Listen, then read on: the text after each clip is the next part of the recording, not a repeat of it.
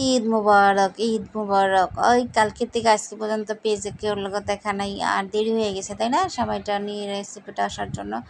আসলে অত্যন্ত দুঃখিত, এটা কালকেই দেওয়া দরকার ছিল, কিন্তু কি করব, কালকে থেকে আজ পর্যন্ত ঘর পরিষ্কার, ঘর এটা দুটা করতে করতেই সময় চলে যায়। থাক, দেরি হয়নি, আজকে আপনাদের সামনে রেসিপি নিয়ে আসলাম। এই লম্বা সময়টা অনেকেই খেতে চায় না, নাক ছিটকায়। এভাবে যদি রান্না করে দেন তাহলে চেটেপুটে খাবে। এই ঈদে তো সকালবেলা রান্না করতে পারেননি, এখন তাহলে সমস্যা কি, বিকেলে রান্না করে দিবেন। এটা বাঁচতে অবশ্যই ঘি লাগবে, যেহেতু এটা ঘিয়ের মধ্যে ভাজা নেই। এটা লম্বা সেমাই, আমি অলিম্পিয়া সেমাইটা নিয়েছি। এখানে আমি একটা সেমাই, দুটি সেমাই নিব। এখানে আমি দিয়ে দিয়েছি একটা প্যানে ঘি 3 টেবিল চামচ, আর দিয়েছি তেজপাতা, লং, এলাচ, এগুলো আমি দিয়ে দিয়েছি। এখন চুলার ভলিউমটা লো মিডিয়ামে রেখে তারপরে আমি কি করব, সেমাইটা আমি দিয়ে দিব হালকা একটু ভেজে, গরম মশলাগুলো। এখন আমি হাত দিয়ে দেখুন নেড়ে দিচ্ছি। বিয়ের আগে তো একেবারে চুলার সামনে যেতেই ভয় পাইতাম, এখন চুলার উপরে হাত দিয়েও নাড়তে পারি। মেয়েরা কতটা পরিবর্তন হয় দেখেন। এখন এগুলো ভালো করে উল্টিয়ে পাল্টিয়ে দিবেন, যাতে করে না পুড়ে যায়। আর অবশ্যই এ সময় চুলার ভলিউমটা কিন্তু লো হিটে রাখবেন, যাতে করে এটার না পুড়ে যায়। একেবারে লো ভলিউমে রাখবেন। আর এখন দিয়ে দিচ্ছি চিনি।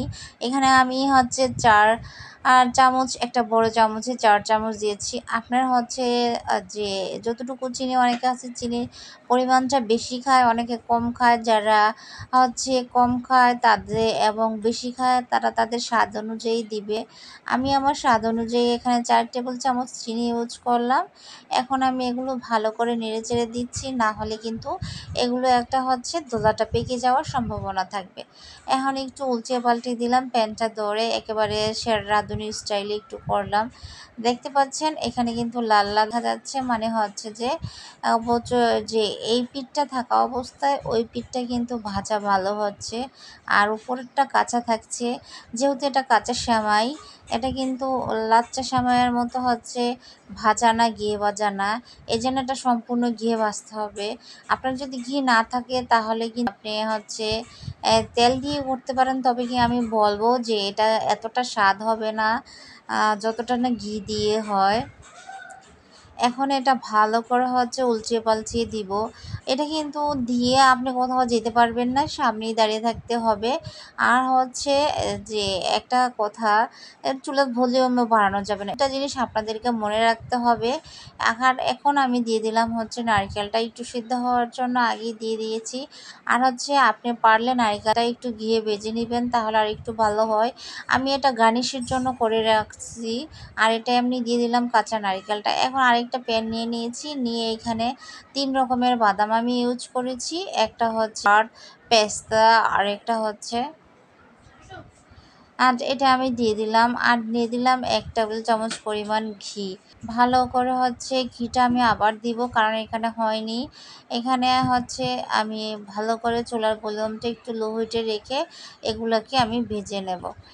যে কি অবস্থা যে আমার যে ভিডিও ধরতে হয়, নাড়তে হয়, আমার তো আর এটা নষ্ট হয়ে গেছে, কি বলে স্ট্যান্ডটা। এজন্য সব এক হাতে করতে হচ্ছে, নাড়তে হচ্ছে, আবার দিতে হচ্ছে, যে কি করব বুঝতে পারছি না। এখন আমার এটা কিন্তু হয়ে গেছে। এখন কিভাবে বুঝবেন যে এটা হয়ে গেছে? আমরা যে পোলাও চাল ভাজে কিনা পোলাও রান্না করার সময়, তখন কিন্তু একটার সাথে আরেকটা ধলাইতে যায়।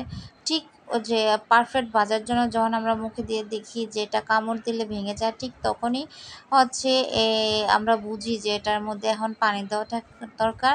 তেমনই এই সেমাইটা যখন দেখবেন একটু একটু পেকে যায়, তখনই বুঝবেন এটা সম্পূর্ণ হয়ে এসেছে। চিনির দলাটা গলে গিয়ে এটা এমন একটা করবে যাতে এটা পারফেক্ট একটা শক্ত শক্ত ডো তৈরি হবে। এখন আমি পরিবেশনের জন্য, গার্নিশ করার জন্য একটা বাউল নিয়েছি। এর মধ্যে সেমাই চুকি দিয়ে সুন্দর করে দিয়ে দিলাম।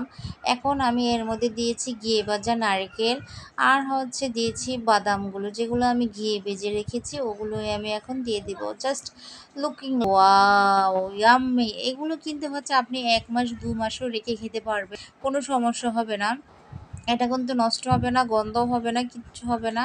এভাবেই আপনি একটা ডিব্বায় ভরে রেখে দিতে পারেন, কাঁচের ডিব্বা বা যেকোনো ধরনের ডিব্বায়। দেখবেন যে এটা পুরো ১ মাসই আপনি খেতে পারবেন।